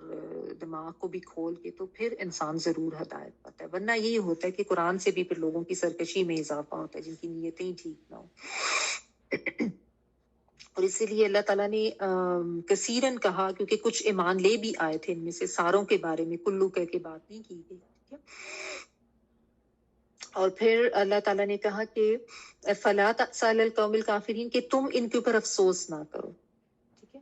یعنی وہی بات کہ وَمَا عَلَيْكَ إِلَّا الْبَلَاغُ یا لَسْتَ عَلَيْكُمْ بِمُصَيْطِرٍ، سورۃ الغاشیہ میں اللہ تعالیٰ نے نبی صلی اللہ علیہ وآلہ وسلم کو کہا کہ آپ کا کام صرف پہنچانا ہے، آپ ان کے اوپر کوئی داروغہ بنا کے نہیں بٹھائے گئے، آپ نے صرف اللہ کا پیغام آگے پہنچانا ہے، اپنی ذمہ داری کرنی، کیونکہ نبی صلی اللہ علیہ وآلہ وسلم کو بہت دکھ ہوتا تھا اور بہت تکلیف ہوتی تھی، آپ کو غم ہوتا تھا بہت زیادہ، کتنا زیادہ میں ان کو ہدایت کی طرف لاتا ہوں، تو یہ کیوں اپنے لیے جو ہے تباہی لے کے بیٹھے، اور کیوں جو ہے وہ نہیں آتے ہدایت کی طرف نا۔ تو آپ صلی اللہ علیہ وآلہ وسلم کو اللہ تعالیٰ ساتھ ساتھ تسلی بھی دیتے ہیں کہ آپ ان پر افسوس نہ کریں، آپ افسردہ نہ ہوں، کیونکہ اس میں آپ کا قصور نہیں ہے، یعنی آپ نے اپنی ذمہ داری ادا کر دی ہے، یہ لوگ ہدایت کے طالب نہیں ہیں تو ان کو چھوڑ دیں۔ ٹھیک ہے، تو پھر اس آیت کا کیا سے اسباق ہمیں کیا کیا پتہ چلتے ہیں؟ ایک تو یہ کہ جو بھی قوم جس کے پاس اللہ کی کتاب ہو، وہ اللہ کے احکامات اور کتاب ہونے کے باوجود اس سے دور رہے اور اس کو نہ سمجھے، نہ پڑھے اور عمل اس کے برخلاف کرے، اس کو فجور میں پڑی رہے، تو اس کے اوپر اللہ کی لعنتیں ہی ہوتی ہیں، اور ایسی قوم کی کوئی اوقات نہیں ہوتی۔ یہ دیکھیں، یہ وہ قوم ہے جس کے بارے میں اللہ تعالیٰ نے بھی کہا تھا کہ تمہیں چن لیا گیا، تمہیں انی فضلتکم علی العالمین، کہ میں نے تو تمہیں فضیلت دی تھی تمام جہان والوں پہ۔ ان کو اللہ تعالیٰ بھی کہہ رہے ہیں کہ لستم علی شیء، تم کسی چیز پر نہیں۔ یعنی اب تمہیں جب یہ اللہ تعالیٰ کی طرف سے دی گئی تھی ہدایت، تو اب تمہاری اوقات یا اہمیت تب ہی ہے جب تم اس چیز کی قدر کرو۔ تو اللہ کی کتاب پاس ہونے کے باوجود اگر کوئی اس کی قدر نہیں کرتا تو اس کی کوئی حیثیت نہیں ہے، اس کی بات کی بھی کوئی اہمیت نہیں ہے، اور پھر وہ اللہ تعالیٰ کی ظاہر رحمت سے بھی دور ہوتا ہے۔ جس نے اللہ کی نعمت کی قدر ہی نہ کی، جس نے اللہ کی نعمت کی ناشکری کی، وہ اللہ کی رحمت کیسے پا سکتے؟ یہ ناشکری ہے نا، کہ اللہ کی نعمت پاس ہو اور انسان اس کو سمجھے نہ، اس کو پڑھے نہ، یا اس کے لیے اس کے دل میں کوئی لگن ہی نہ ہو، یا کوئی سوچ ہی نہ آئے کہ میں نے اس کو سمجھ کے پڑھنا ہے۔ آج مسلمانوں کا یہی حال ہے نا، قرآن مجید سب نے لپیٹ کے یا تو الماریوں میں رکھا ہوا ہے یا بک ریکس میں سجایا ہوا ہے، اس کی قدر تو کوئی نہیں ہے، اس کی اہمیت کا احساس تو نہیں ہے، تو یہ بھی ناشکری ہوتی ہے اللہ تعالیٰ کی نعمت۔ تو ظاہر ہے پھر اللہ تعالیٰ کی طرف سے ایسی پکڑ آتی ہے جیسے آج مسلمانوں کے اوپر آئی ہوئی ہے ہر طرف سے۔ آج ہم امت محمدیہ کے ہونے کا دعویٰ تو کرتے ہیں، لیکن عملی نمونہ ہم نہیں دیتے، ٹھیک ہے، اور اللہ تعالیٰ کی محبت بھی دل میں نہیں ہے۔ مطلب بس ہم نام کے مسلمان ہیں، ورنہ تو ہم سب بے عمل مسلمان ہیں، کیونکہ دین تو عمل کا نام ہے نا، خالی ایمان کا زبانی دعویٰ کر دینا تو کافی نہیں ہے، ٹھیک ہے۔ اور پھر قرآن مجید جو ہے اس کے حقوق ہیں ہمارے اوپر، اور وہ حقوق ہمیں ادا کرنے ہیں، اور جیسا پہلے بھی میں آپ کو بتاتا کہ 5 حقوق جو ہیں وہ قرآن مجید کے ہیں ہم تمام مسلمانوں پر۔ ایک تو سب سے پہلے اس کے اوپر ایمان لانا کہ یہ اللہ تعالیٰ کی طرف سے بھیجا ہوا کلام ہے، یہ تو حق سب یہ ادا کر دیتے ہیں مسلمان، مانتے تو سب ہیں۔ پھر اس کی صحیح طریقے سے تلاوت کرنا، یعنی اس کے تلاوت کا حق بھی ادا کرنا ہمیں آنا چاہیے کہ کس طریقے سے اس کو پڑھنا ہے، کیا اس کو پڑھنے کے رولز اینڈ ریگولیشنز ہیں۔ پھر یہ کہ اس کو سمجھ کے پڑھنا، یعنی یہ نہیں کہ بس اس کو ایسے ہی پڑھ لیا، کیونکہ ظاہر ہماری زبان تو نہیں ہے، اگر ہم اس کو سمجھیں گے نہیں تو ہمیں اصل پیغام تو پہنچا ہی نہیں، تو پھر ہم ہدایت کیسے حاصل کریں گے؟ کیونکہ یہ تو ہدایت کی کتاب ہے نا، خالی ثواب، ٹھیک ہے ویسے پڑھنے سے ثواب تو بہرحال ملتا ہے اگر آپ خالی عربی بھی پڑھ لیں، لیکن ہدایت بھی تو حاصل کرنی ہے، تو پھر سمجھ کے پڑھنا، اور پھر نمبر 4 اس پر عمل بھی کرنا، یعنی محض پڑھ لیا اور اس پہ عمل نہیں کیا تو یہ بھی ناکافی ہے، کیونکہ جو قرآن پڑھنے والے تھے نا ان کی بھی مختلف قسمیں ہوتی ہیں نا۔ ایک تو ایسے ہوتے ہیں جو بہت زیادہ صدقے دل سے اور صحیح نیت کے ساتھ آتے ہیں، تو وہ جوں پڑھتے جاتے ہیں ان کا ایمان بھی بڑھتا جاتا ہے اور ان کے عمل میں ساتھ ساتھ پازیٹیو تبدیلی آتی جاتی ہے، کیونکہ جتنا ایمان بڑھتا ہے اتنا زیادہ عمل میں بھی اضافہ ہوتا ہے۔ یہی صحیح سمجھنے کی نشانی ہے کہ انسان اس کو اپنے عمل میں بھی لے کر آئے، اور عمل نہیں کرنا جو ہے وہ کمزور ایمان کی نشانی ہے۔ ایمان پختہ ہوگا تو عمل بھی اس کے مطابق ہوگا، اگر ایمان کمزور ہوگا تو پھر عمل اس کے مطابق نہیں ہوگا، ٹھیک ہے۔ اور کچھ لوگ ایسے ہوتے ہیں کہ جن کا کوئی ایمان بھی نہیں بڑھتا اس کو پڑھ کے، اور ان کے عمل میں بھی جو ہے وہ کوئی تبدیلی نہیں آتی، بس ان کا ایک جو ہے نا وہ لیا صحیح رویہ اس میں اسی طرف رہتا ہے۔ بعض لوگ اس کو سمجھ کے پڑھ بھی رہے ہوتے ہیں لیکن اتنی طلب نہیں ہوتی یا اتنا سیکھتے نہیں ہیں، تو وہ عملاً بے عمل ہی رہتے ہیں، ان کے عمل میں اس طریقے سے بات نہیں آتی، کیونکہ وہ ایمان نہیں نا اس طریقے سے ہوتا، اور سمجھنے کی اہمیت اس طرح سے نہیں ہوتی، تو وہ سن کے بھی سنی انسنی کر دیتے ہیں کہ خیر ہے دیکھی جائے گی۔ یا بعض لوگ یہ کہہ دیتے ہیں کہ وہ جب اللہ تعالیٰ چاہے گا نا تو ہمیں ہدایت دے دے۔ ایسی بات نہیں ہے، اللہ تعالیٰ بھی جب چاہیں گے، جب انسان خود اپنی چاہ اور اپنی طلب کو جو ہے وہ واضح کرے گا اور اس کے لیے کوئی ایفرٹ کرے گا۔ یہ نہیں کہ جب اللہ تعالیٰ چاہیں گے تو میں یہ کر لوں گی، اب ہمیں خود بھی ایفرٹ کرنی ہے۔ اور بعض ایسے لوگ ہوتے ہیں کہ جن کی الٹا سرکشی میں اور ان کے تعصب میں ہی اور ان کے بغض میں ہی اضافہ ہوتا ہے، جیسے کہ یہ بات ان لوگوں کی یہاں پہ بات بتائی گی۔ تو ہم نے اپنے آپ کو چیک کرنا ہے کہ ہم کس سٹیج پر ہیں، ٹھیک ہے، کیونکہ دین جو ہے وہ محض لبادے اوڑھنے کا نام نہیں ہے۔ ایک نمبر 5 جو حق اس کا ہے وہ بھی بلکہ سمجھنے پھر باقی بات کرتے ہیں کہ آگے پہنچانا، یعنی جب پڑھ لیے تو اب اس کو جس حد تک، جس بلغوا انی ولو آیا والی جو حدیث ہے نا کہ میرے سے سن کر آگے پہنچا دو، چاہے ایک بھی آیت،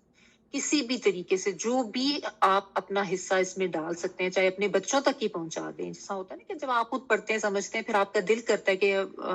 ہمارے بچوں تک بھی یہ بات پہنچے، تو وہ بھی اس کا حق ادا کرنے میں ہی آتا ہے کہ آپ آگے پہنچا رہے ہیں. آپ اپنے گھر والے، رشتے دار، دوست احباب، جس تک کوئی اچھی بات پتہ چلی، کوئی کہ آج ہم نے یہ پڑھا تھا، آج ہمارے دین کے بارے میں ہمیں یہ بات پتہ چلی، ہمیں یہ کرنا چاہیے یا ہم ایسے نہیں کرتے ہیں، تو یہ بھی ایک طرح کا ابلاغ ہی ہے، یہ بھی تبلیغ ہی ہے، آگے پہنچانا ہی ہے. تو ایمان لانا، تلاوت کرنا، سمجھ کر پڑھنا، اس پہ عمل کرنا اور آگے پہنچانا، یہ 5 حقوق ہیں تمام ہم مسلمانوں کے اوپر. تو ہم اپنے آپ کو چیک کریں کہ ہم قرآن مجید کے حقوق کتنے ادا کرتے ہیں، اور ساتھ ساتھ ہم اپنے آپ کو چیک کریں کہ ہمارا رویہ کیا ہے، ہم کس لیول پر ہیں. اگر مطلب دعوے تو ہمارے ہیں کہ ہم مسلمان ہیں، اور سوچتے بھی ہم سب یہی ہیں، خواہش بھی ہم سب کی یہی ہے، بلکہ ہمیں تو لگتا ہے کہ شاید ہمیں سرٹیفکیٹ مل گیا ہے کہ ہم نے تو جانا ہی جنت میں، کیونکہ ہم تو نبی کی امت میں سے ہیں، کہ جو کچھ بھی ہے ہم تو نبی کی امت میں سے ہیں. تو ایسا تو نہیں ہے، اللہ تعالیٰ نے کوئی ہمیں سرٹیفکیٹس لکھ کے تو نہیں دے دیے کہ بس تم بھی جنتی ہو تم بھی جنتی ہو. آج مسلمانوں کا یہی خیال ہے کہ بس ہم کلمہ گو کے گھر پیدا ہو گئے ہیں، چاہے ہم ایک روایتی اور نام کے مسلمان ہیں، تو بس ہم جنت میں ہی جائیں گے. جنت اتنی سستی چیز تو نہیں، اتنا سستا سودا تو نہیں. اس کے لیے تو جہاں جہاں جنت کا ذکر آتا ہے وہاں پہ الا الذین آمنوا وعملوا الصالحات، الا الذین آمنوا وعملوا الصالحات، ایمان لائے اور عمل کیا. عمل کی بات ہر جگہ پہ ہے. تو محض ایمان لانا تو کافی نہیں ہے نا، نہ ہم نے عمل کیا، نہ ہم نے اس قرآن مجید کا حق ادا کیا، نہ اس کو سمجھا، نہ اس کو پڑھا، تو ہم یہ سمجھ لیں کہ بس ہم جنتی ہیں. یہی تو کانسیپٹس تھے ان کے بھی، یہود و نصارہ کے بھی. تو اللہ تعالیٰ ان کو کہہ رہی ہے تم تو کسی چیز پر نہیں ہو، کوئی سٹینڈنگ نہیں ہے تمہاری، اگر تم یہ نظام قائم نہیں کرتے ہو، جو اللہ کا نظام جو تمہارے ہاتھوں میں جو کتاب کے ذریعے دیا گیا. اور ظاہر ہے جب ایک ملک میں آپ ٹھہرے ہیں تو وہاں پہ اتھارٹی جو ہے وہاں کے حکام کی ہے، ان کے اوپر آتا ہے کہ وہ اللہ کا دین اور وہ نظام جو ہے اس کو وہ قائم کریں.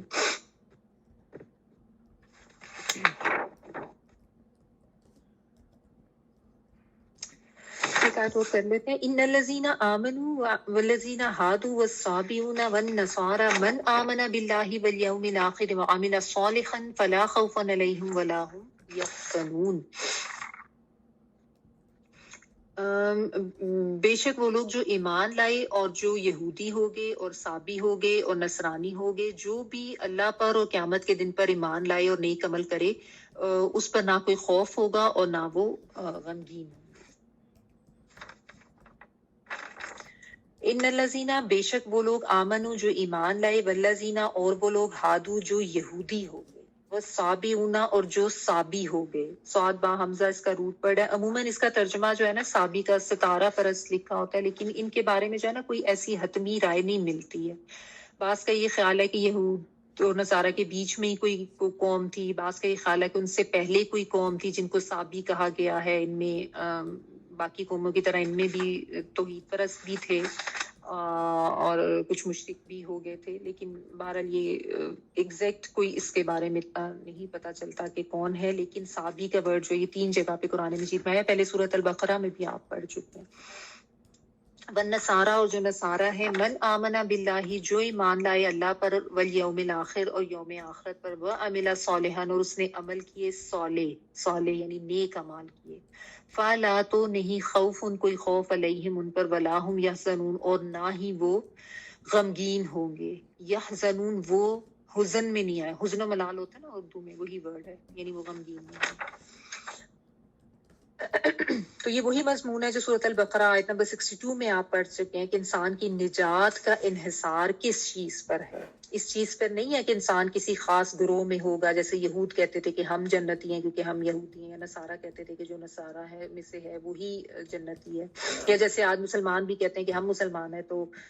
ہم نے تو جانا ہی جنت میں ہے چاہے ہم عمل کریں نہ کریں. تو یہ بات نہیں ہے. اصل بات ہے ایمان اور اس کے مطابق عمل کرنا، ایمان باللہ اور پھر آخرت پر ایمان، اللہ پر ایمان، اور پھر نیک اعمال بھی کرنا. ٹھیک ہے. تو جن کا عمل جو ہے وہ اس سب کے مطابق ہوگا ان پہ تو یہ ہوگا کہ ان کے اوپر آخرت میں نہ کوئی خوف ہوگا، نہ ان کے اوپر کوئی غم ہوگا. بغیر ان شرائط کے اگر کوئی محض زبانی دعوے کرتا ہے تو وہ بس اپنی ایک خام خیالی کا ہی شکار ہے، غلط فہمی کا ہی شکار ہے، کہ جس نے بس یہ سمجھ لیا کہ زبانی دعویٰ کر لیا، باقی میں نے کچھ نہیں کیا. تو ایسی بات نہیں ہے، اس کو بھی یہ سمجھ لینا چاہیے، ہر ایک کو اپنے یہ کانسیپٹ ٹھیک کر لینے چاہیے کہ ایمان اور پھر اعمال صالح. دیکھیے ادھر بھی عمل صالحا، اور صالح اعمال وہ اعمال ہوتے ہیں جو خالص ایمان کے ساتھ، خالص اللہ تعالیٰ کے لیے کرنے کی نیت کے ساتھ کیے گئے ہوں، اور جو بدعات سے پاک ہوں، جو مسنون اعمال ہیں. اعمال صالحہ کی جو ڈیفینیشن ہے نا، یہ بھی سمجھ میں آنی چاہیے کہ اگر آپ صدقہ خیرات کر رہے ہیں لیکن نیت یہ ہے کہ لوگوں کے اوپر روب پڑ جائے تو وہ صالح عمل نہیں ہے. اگر آپ کوئی بھی کسی کی مدد کر رہے ہیں اور آپ کی نیت یہ کہ میں نے ویڈیو بنا کے سوشل میڈیا پہ ڈالنی ہے، تو وہ بھی عمل صالح نہیں ہے کہ آپ لوگوں کو دکھانے کے لیے یا ان سے لائکس لینے کے لیے کریں. نیت پہ چیک کرنا بہت ضروری ہے نا. تو اعمال صالحہ کی ڈیفینیشن جو صرف اللہ کی رضا کے لیے اس خالص نیت کے ساتھ کیے گئے ہوں کہ اللہ کو خوش کرنا ہے. ہاں کوئی اگر چیریٹی آرگنائزیشنز جو صرف اپنی ایک تشہیر کے لیے کہ لوگوں کو یہ پتا چل جائے کہ فلاں چیریٹی آرگنائزیشن، لوگوں کو تسلی دینے کے لیے اگر وہ بتاتے ہیں کہ ہم واقعی آپ کی چیز جو آگے تک پہنچا رہے ہیں، دیٹ از اوکے، اس کی بات میں نہیں کر رہی. لیکن جو بلا وجہ صرف ایک وہ شو آف کرنے کے لیے یا غلط طریقے سے غلط نیت کے ساتھ کرتے ہیں، ان کی بات کرتے ہیں. تو وہ اعمال صالحہ نہیں ہے جس میں نیت میں فتور ہو، یا جس میں ایمان ہی ٹھیک نہیں ہے، شرک کے ساتھ کیے جا رہے ہوں یا بدعات کی جا رہی ہوں. یہ سمجھنے کی ضرورت ہے. تو ایسے لوگوں پہ نہ خوف ہوگا، نہ کوئی غم ہوگا. ظاہر ہے وہ مطمئن ہوں گے، ان کے اعمال نامے جو ہیں وہ ان کے داہنے ہاتھ میں پکڑائے جائیں گے. اچھا، اس آیت کے بارے میں ایک چیز یہ بھی بتا دیں کہ سمجھ لیں، تاکہ اگر آپ کو کبھی کسی سے کسی کو بتانا پڑے یا بات کرنی پڑے کہ یہ جو آیت ہے نا، اس سے بعض جو غلط کانسیپٹس والے لوگ جنہوں نے وحدت ادیان کا ایک وہ فلسفہ نکالا ہوا ہے نا، انہوں نے وحدت ادیان کے فلسفے کو اس آیت کے طرح سے جائز کر دیا کہ دیکھیں اس میں تو بات صرف کی گئی ہے کہ اللہ پر، یوم آخرت پر ایمان اور نیک اعمال. تو یعنی انبیاء کی تو بات ہی نہیں یہاں پہ کی گئی، تو رسولوں کی تو بات ہی نہیں کی گئی. تو رسولوں کو نہ بھی مانے یا نبی صلی اللہ علیہ وسلم کو بالخصوص نہ بھی مانے تو بھی انسان جو ہے وہ کامیاب ہوگا. ایسی بات نہیں ہے، یہ اس آیت کا غلط مطلب لینے والی بات ہے. اگر یہاں پہ نبی صلی اللہ علیہ وسلم کا ذکر نہیں ہے یا رسولوں کا ذکر نہیں ہے، تو یہ ایسی، اس کا مطلب یہ نہیں ہے کہ وہ ایمان کا جز نہیں رہتا. ایمان تو ایک مرکب ہے نا، یہ تو ہم کئی دفعہ پڑھ چکے ہیں. کسی ایک جز کو بھی چھوڑا تو انسان کا ایمان پورا نہیں ہے. اللہ پر ایمان، یوم آخرت پر ایمان، انبیاء رسولوں پر، کتابوں پر، فرشتوں پر، آخرت کے دن تک، تقدیر پر، ان سب چیزوں پر جو بھی ایمان کی جزویات ہیں سب پر ایمان لانا. اصل میں یہاں پہ جو ہے، یہ تو جس طرح کچھ لوگوں کو کچھ اشکال ہوتے تھے نا کہ ہم ہیں یا ہمارے آباء و اجداد ہیں یا ابھی تک ہم اس طرح سے عمل کرتے آئے ہیں، کوئی یہودی تھا، کوئی عیسائی تھا، کوئی نصرانی تھا جو اپنے اپنے دور میں تھے. تو یہ اس لحاظ سے ہے کہ جو اپنے اپنے دور میں جس حد تک اس کو دین، اس کے دور کی ریکوائرمنٹ کے مطابق جو کچھ پہنچا، اس کا اگر ایمان ٹھیک تھا اللہ پر بھی، یوم آخرت پر بھی، اور اس میں جزویات انکلوڈڈ ہیں، جو نبی، جو بھی رسول ان کے پاس آئی، یا جو کتابیں یا جو صحائف احکامات جس طریقے سے ان تک پہنچے، اگر وہ اس پہ ایمان لے آیا تو وہ کامیاب ہے. اس پہ کوئی خوف نہ ہوگا، کوئی غم نہ ہوگا. خوف ماضی کا ہوتا ہے، غم آنے والے مستقبل کا ہوتا ہے. تو ایسے لوگوں کو پتا ہوتا ہے کہ وہ ٹھیک کر کے آئے ہیں، تو ان کے اوپر ایک سکینت ہوتی ہے. دنیا میں بھی اللہ تعالیٰ ایسے لوگوں کو پرسکون رکھتے ہیں اور آخرت میں بھی. ٹھیک ہے، دنیا میں اگرچہ غم یا خوف، وہ تو ظاہر ایک زندگی کا حصہ، وہ آتے ہیں اس لیے، لیکن آخرت کے حوالے سے اگر دیکھا جائے تو ایسے لوگ جو ہیں وہ بالکل اللہ تعالیٰ کی رحمتوں میں ہوں گے اور مطمئن ہوں گے. تو یہ سمجھ لینا چاہیے کہ یہ اگر کوئی اس آیت سے اگر کوئی وحدت ادیان کا فلسفہ نکالتا ہے کہ وحدت یعنی کہ سارے ہی ادیان ٹھیک ہیں، سب میں یہ کہا جا رہا ہے کہ نیک اعمال کر لو تو بس ٹھیک ہے، یا اس طرح سے، یا وہ یہ کہتے ہیں کہ بس اللہ پر ایمان تو وہ یہود بھی رکھ رہے ہیں، نصارہ بھی رکھ رہے ہیں، لیکن یہ بات نہیں ہے. اس طرح کا فلسفہ اس آیت سے کشید کرنا ان کے دماغوں کی خرابی ہو سکتی ہے، کیونکہ یہ تو چیز بہت کلیئرلی واضح ہے. نبی صلی اللہ علیہ وسلم نے بھی کہا کہ جس کو میرے آنے کی خبر مل گئی اور وہ ایمان نہیں لائے تو پھر تو وہ جہنمی ہے. تو انبیاء پر ایمان تو بہرحال ایک ایمان کی جزویات کا میں آتا ہے، ایک اہم جز ہے، اس کی حقیقت سے انکار نہیں. ٹھیک ہے، اس میں ویسے جو ہے ایک ہر جگہ پہ ہر طریقے سے بات نہیں کی جاتی نا. تو یہاں پہ بس یہ بتایا گیا کہ جو چاہے یہود تھا، سابی تھا، نصارہ تھے اپنے اپنے زمانے میں، جو ایمان کی ایک صحیح شکل تھی اس پہ وہ ایمان لے آئے تو وہ کامیاب ہوئے. یہ اس کا مطلب ہے. بس اب آپ کا ٹائم ہو گیا، اس کو یہیں تک رکھتے ہیں، تلاوت سن لیتے ہیں. جی پلیز تلاوت پہ کر. وَلَوْ أَنَّ أَهْلَ الْكِتَابِ آمَنُوا وَاتَّقَوْا لَكَفَّرْنَا عَنْهُمْ سَيِّئَاتِهِمْ وَلَأَدْخَلْنَاهُمْ جَنَّاتِ النَّعِيمِ. وَلَوْ أَنَّهُمْ أَقَامُوا التَّوْرَاةَ وَالْإِنجِيلَ وَمَا أُنزِلَ إِلَيْهِم مِّن رَّبِّهِمْ لَأَكَلُوا مِن فَوْقِهِمْ وَمِن تَحْتِ أَرْجُلِهِم ۚ مِّنْهُمْ أُمَّةٌ مُّقْتَصِدَةٌ وَكَثِيرٌ مِّنْهُمْ سَاءَ مَا يَعْمَلُونَ. يَا أَيُّهَا الرَّسُولُ بَلِّغْ مَا أُنزِلَ إِلَيْكَ مِن رَّبِّكَ ۖ وَإِن لَّمْ تَفْعَلْ فَمَا بَلَّغْتَ رِسَالَتَهُ ۗ وَاللَّهُ يَعْصِمُكَ مِنَ النَّاسِ ۗ إِنَّ اللَّهَ لَا يَهْدِي الْقَوْمَ الْكَافِرِينَ. قُلْ يَا أَهْلَ الْكِتَابِ لَسْتُمْ عَلَىٰ شَيْءٍ حَتَّىٰ تُقِيمُوا التَّوْرَاةَ وَالْإِنجِيلَ وَمَا أُنزِلَ إِلَيْكُم مِّن رَّبِّكُمْ ۗ وَلَيَزِيدَنَّ كَثِيرًا مِّنْهُم مَّا أُنزِلَ إِلَيْكَ مِن رَّبِّكَ طُغْيَانًا وَكُفْرًا ۖ فَلَا تَأْسَ عَلَى الْقَوْمِ الْكَافِرِينَ. إِنَّ الَّذِينَ آمَنُوا وَالَّذِينَ هَادُوا وَالصَّابِئُونَ وَالنَّصَارَىٰ مَنْ آمَنَ بِاللَّهِ وَالْيَوْمِ الْآخِرِ وَعَمِلَ صَالِحًا فَلَا خَوْفٌ عَلَيْهِمْ وَلَا هُمْ يَحْزَنُونَ.